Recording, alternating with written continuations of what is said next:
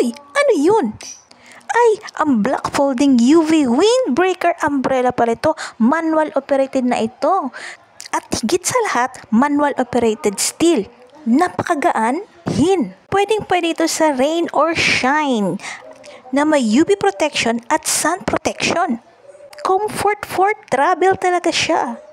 Pwede niyo yung ilagay sa inyong mga bag. At marami siyang mga kulay na gustong-gusto ninyo o mga paborito ninyong kulay. At syempre, ang pinili ko ay ang color pink na bear. At yan lang po pipindutin ninyo kapag gusto niyo yung isara ang manual operated nating umbrella. At makikita niyo naman po yan. O, diba? Talagang stainless steel po siya. Ayan, napaganda po niya talaga.